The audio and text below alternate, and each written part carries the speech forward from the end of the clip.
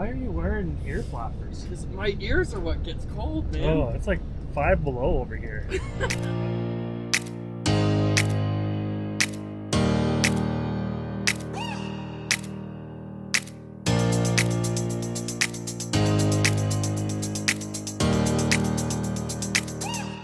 Good morning, guys. Welcome back to the channel. If you haven't already subscribed, don't forget to hit that subscribe button down below there. I just pulled the truck out of the shop. It got rinsed off. I didn't scrub it over the weekend, but at least got all the snow and grime off. Since I had to come home, I don't have any feed wheat here like I've been hauling, so I'm gonna load up a load of winter wheat, take that to the elevator first, and then we'll run over back to those feed wheat bins and start hauling from there. A lot of guys have asked about these self-propelled augers we've got and how they all work and all that stuff. But these are Segundiak augers. They're now called Meridians, I believe, and you can order them just built just like this from the factory. They have a mover controls and all that stuff come from back here. You can twist this and it'll drive the auger forward and back and stuff. I'll show you more detail on that when I'm moving the auger sometime, but they do come from the factory like this. There's other brands that also do make attachments to go on to any auger, like EK and Wheatheart also build movers that can be added to an auger. A 10-inch auger with a 40-horse motor on it gets pretty heavy, where you couldn't really move them by hand very well, so they're really convenient to have these self-propelled kits on them. This adjustable spout is something that we put on some of our augers too. Really saves on the clutches on the trucks. See how that just control here slides up and down and back and forth. It's 360-degree movement on that spout, and they're super handy. I call them the clutch saver because you can almost only have to pull ahead once or maybe twice when you're loading a semi. So they're really convenient for that. Just idling down the gravel roads at a speedy 30 miles an hour. This temperature is horrible. It's just right below freezing, where the rocks want to stick to the tires because the snow's blowing. And so yeah, we normally take it pretty easy on the gravel just to keep the trucks from getting all beat up. And we're next. Well, I had washed everything out underneath the trailers, like on the ends and above the drive tires on the truck. Snow melt and all that dirt. I'm 2,100 pounds lighter than I was empty the last load I dumped, so a lot more bushels now. Well, not a lot, but more. Hay bales.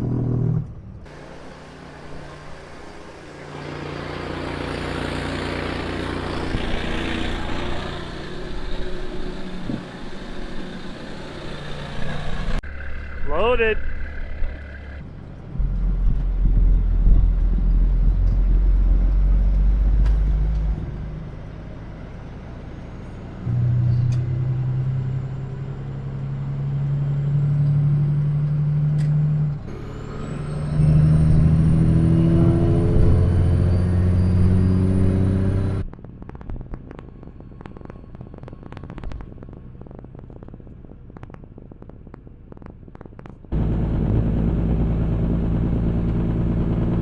This'll work, just one truck in front of me now. Perfect.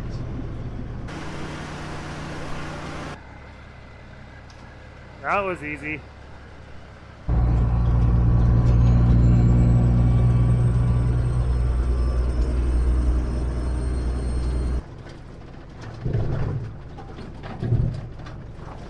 Well, that's not a bad way to start the morning. Only one truck dumping right now.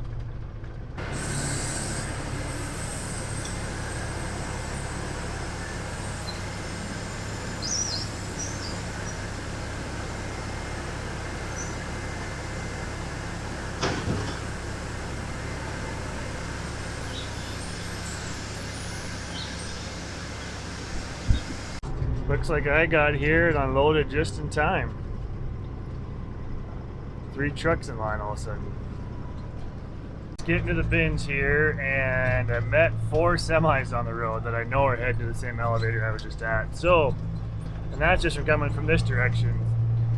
Guessing the line's gonna be a little longer. I think I have to shovel this bin out if I remember right. Maybe get a time lapse.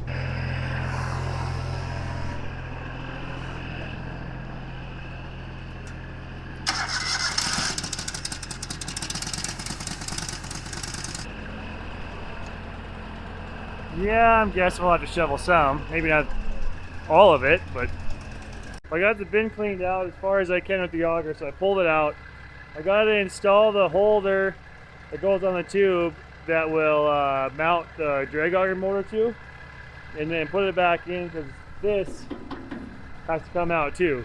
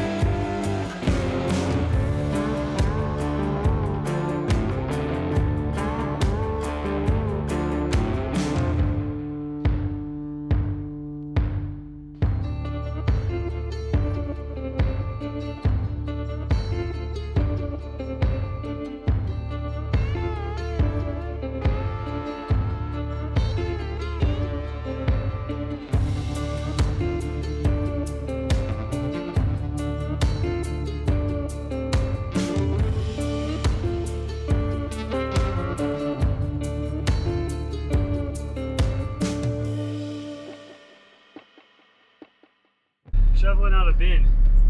Well, starting to shovel out a bin. That's always a good way to get yourself warmed up. Get back on the truck.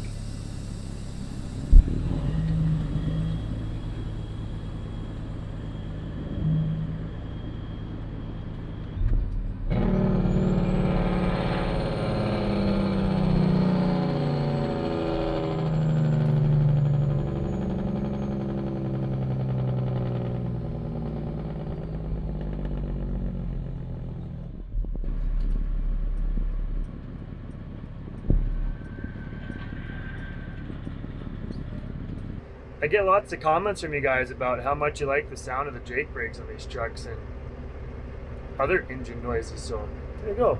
You're welcome.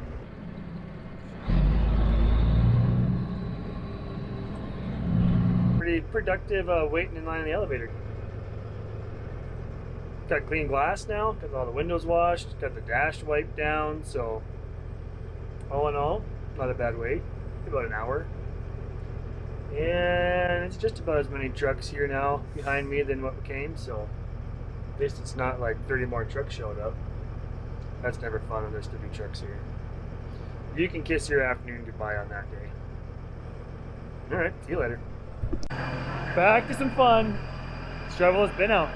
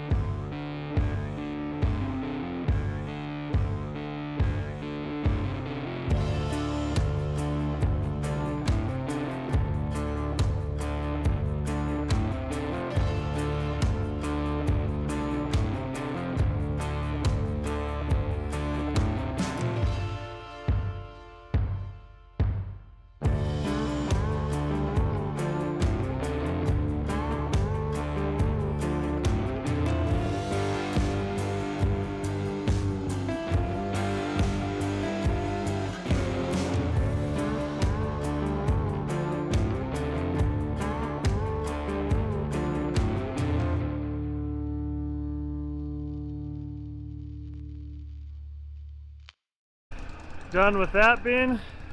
Now it's time for this one. Loaded. I know what you're thinking. Drag auger thing, that looks super safe. Nothing could ever go wrong with that. Like, you could never get tangled up in it. There's no moving parts or nothing. You should ask my grandpa. I'll tell you sometime what happened to him. Not good. He was fine. A little bruised up, but yeah. What's the line gonna be like now? Survey says 9 trucks. That won't be too bad. So I'm sitting in line here at the elevator. Figured this is a good time to tell you guys a story about Grandpa and the drag auger. So the drag augers didn't always have that metal backing on the flight like they do now, and it was just an open flighting. And before hydraulic bypass valves and all that stuff that are safety precautions now, because you can throw a shovel or something down in that drag auger now, and if you have if your bypass is set right, it'll just bypass the oil and it won't break it. I mean, probably bend up your shovel, but like if your foot got caught in it, it won't kill you type of thing. Not supposed to anyways. I'm sure it's happened. They had just that auger flighting with a bearing and a handle on the end, and you couldn't just start that drag auger going and just let it go all the way to the ground, because it would pull too hard and plug up or just stall out the engine. Well, Grandpa was standing there holding onto that handle, and Dad was outside the bin. This was 30 years ago, 40 years ago maybe even, and that bearing came off the end, and that auger flight dropped down and hit his coveralls. He had insulated coveralls on. It grabbed his coveralls and started wrapping up his coveralls on the end of that auger flight. And Dad turns around quick, runs over to the engine, was going to shut off the engine, just reached for the key right as the auger stalls out. Dad runs back to see what happened. Grandpa standing in there, both hands on that auger flight, and stalled the engine out. Man, like, what do? It had him wrapped up so tight, his legs were all bruised and his waist was bruised from the pressure on there. But crazy. Very lucky that it didn't kill him. Didn't get cut up or anything like that. But gotta be careful. God was definitely looking over them that day. Could have been a whole lot worse, that's for sure. Oh, gotta move.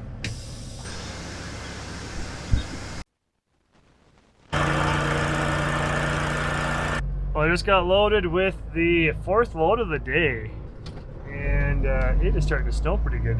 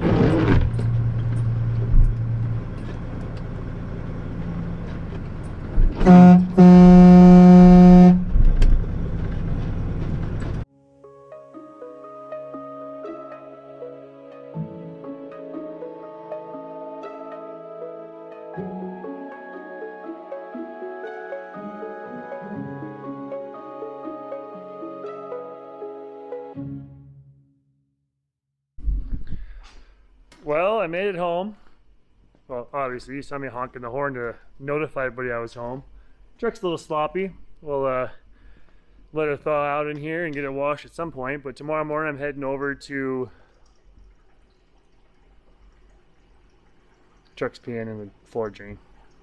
Anyways, heading over to Rugby, North Dakota for their grand opening of the FBN hub over there. So So FBN John and I are just pulling up to Ideal Seed Solutions in Rugby, North Dakota for the FBN launch of their hubs for the chemical. It's gonna be a good day. Why are you wearing ear flappers? Because my ears are what gets cold, man. Oh, it's like 5 below over here. I was not expecting this. It's a little chilly. A little chilly. No, let's go see what this is all about. But really, FBN, our goal is to cut out all the overhead, all the costs, unnecessary costs that we feel are in the industry, and get you the cheapest chemical, the chemical you need at the cheapest possible price we can. And the way we did that is through an online platform. You would order the product and have it shipped direct to your farm.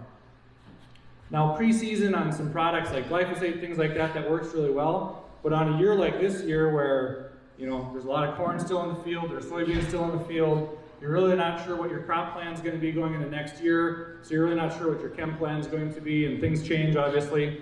So then how can we better serve our members and get product closer to them without greatly increasing our overhead? You know, one thing we can do that a lot of people in the industry do, or our competition, is we could go out and build our own stores, build our own locations. Overhead goes through the roof. We got to raise our overall pricing to help pay for that. We have great FBN members throughout our network. A lot of those FBN members, like Jason, have other businesses besides their farms. And you know, the question was, can we utilize those locations to get products, FBN product, closer to you? And that's really what the FBN hub model was. Really, we're a network of farmers, and then we're going to use that network of farmers to help us grow a distribution network as well. So again, you can purchase from FBN right online. How this works is if you're looking at, if you're within 50 miles or 100 miles of Rugby here, and you go into our FBN store and you check out a couple products, you can pick as you're checking out, I want to pick it up in Rugby right here at this location, and if it's in stock here, you can come pick it up same day. You can pick it up a week from now, it doesn't really matter, but you can purchase it online through FBN, utilize our financing, and you come pick it up here. It's FBN product picked up here at this location. Again, one thing we were able to offer with that we haven't been able to offer in the past was returns. So that was a big sticking point for a lot of farmers was, hey, you know, I bought from you guys and it was great, I saved a lot of money, but then at the end of the year, or my plans changed and I had some boxes left over, and I would kind of had to hold them over till next year. And that was the case prior to 2020. Now with these local, and shipping was a big part of that. The cost to ship it and the cost to build in that, you got to build it into your price on the front side, again, raises the overall cost to the farm, which is what we're trying to reduce. So now with these local facilities, if something happens and you need to return a product or exchange a product, we allow you to do that. If you exchange a product and you just change your, you know, you go from glyphosate to Liberty, let's say, you can bring that back, do the swap here at the warehouse. So that's the down low on the FBN hubs. What are you guys doing over there? Yeah. Gotcha. If you need more information about them, there's a link down here in the description below, and you can see what else FBN has to offer. They offer all kinds of things, from crop insurance, even health insurance for your farm, crop marketing, seed finder. Well, they were started for data analytics on your whole farm, so whole bunch of different things. We've used them since 2015 and they are extremely useful on our farm. Go check them out if you haven't heard about them yet. Go sign up. It's pretty cool stuff. So thanks for watching, everybody, and thanks for watching. Thank you for watching. Yeah, don't forget to like and subscribe. If you haven't already, share the videos. Share the channel. Just trying to get the word out there for agriculture, what it all takes to put food on your table. Yeah, that's what farming's all about. And you'll catch me next video. See ya.